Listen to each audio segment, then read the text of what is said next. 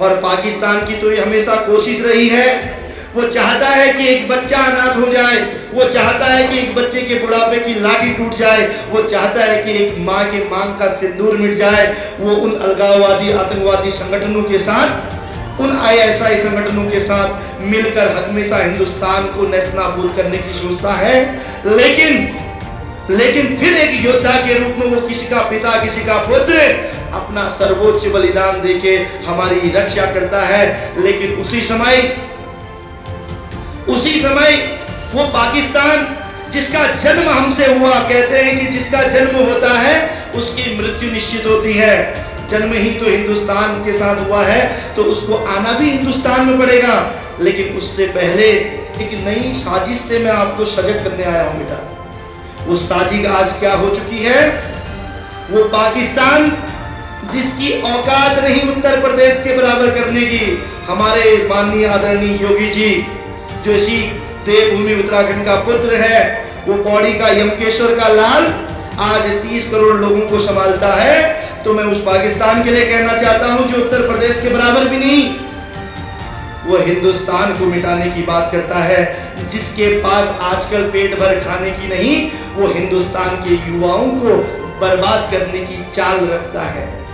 आज स्थिति ये होगी बेटा कि हथियारों से, चाहे वो परमाणु हो, बम गोले, तोप हो, चाइना और पाकिस्तान आपको हरा नहीं सकती है। लेकिन एक नई साजिश का शिकार आज इस लोहा घाट का बच्चा भी हो चुका है। आज ISI को सबसे ज्यादा अगर फंडिंग कहीं से होती है, अगर आज पाकिस्तान और अफगानिस्तान से आतंक का हथियार देवभूमि उत्तराखंड में प्रवेश कर चुका है, तो वो कोई और हथियार नहीं, वो आतंक का हथियार नशा है। जिसकी वजह से हमारी युवा पीढ़ी, जिसकी वजह से ये युवा राष्ट्र पतन की ओर जा रहा था, और जिसकी वजह से जो बच्चे 4D को अपना के आगे बढ़ सकते थे, वो डिसिप्लिन में रह के, वो डिटर्मिनेशन के साथ, वो डिवोशन के साथ, वो डेडिकेशन के साथ मिट्टी कंकड़ पत्थर में बैठ के भी इतिहास बना सकते थे, वो अपने पथों से भटक रहे हैं। और जाने अनजाने में जो टसन दिखाने के लिए, कूल दिखने के लिए, दूसरों को इंप्रेस करने के लिए अपने दोस्तों के साथ माँ बाप को धोखा देते हैं, वो जाने अनजाने में उस नशे के आगोश में फंस के उस आतंकवाद को सपोर्ट करना चाहते हैं। और जब आतंकवादियों को फंडिंग होती है, मैं ये भी कहना चाहता हूं, जब आतंकवादियों को फंडिंग होती है, उस नशे के कारोबार से एक हथियार उठता है। आज पाकिस्तान, अफगानिस्तान से कई चैनल के माध्यम से अफीम, कोकीन, स्मैक जैसी नशे की खेप पैडलरों के माध्यम से इस क्षेत्र में पहुंचती है।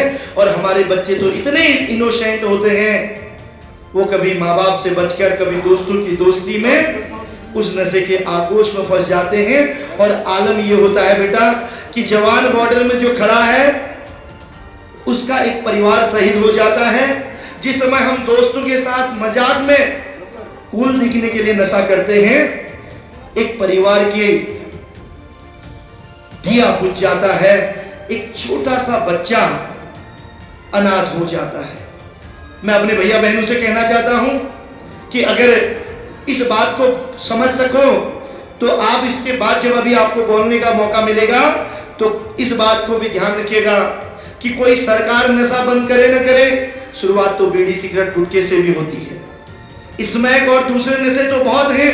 जब आप मोबाइल को देखते हैं, जब आप मोबाइल का इस्तेमाल करते हैं, दो चीजें सामने होती है, एक विज्ञान का चमत्कार और दूसरा अभिशाप। नेगेटिविटी और पॉजिटिविटी दोनों चलती हैं। जब आप अच्छी चीजों को देखने के लिए, ज्ञान की बातें सीखने के लिए, दुनिया को समझने के लिए यूट्यूब, गूगल और इंस्टा, फेसबुक चलाते हैं, तो उस समय आप ज्ञानवान बनते हैं। और जिस समय आप गलत साइटों में जाके गलत वीडियोस का इस्तेमाल करते हैं, आप अभिशाप का शिकार होते हैं। और जीवन में ये दोनों पहलुएं एक साथ चलती हैं। डिसाइड आपने करना है कि आपने किसके लिए आगे बढ़ना है, सकारात्मक ताकत या नकारात्मक वो आतंक का हथियार जो आज आपके भैया बहनों को और कई घरों को उजाड़ चुका है।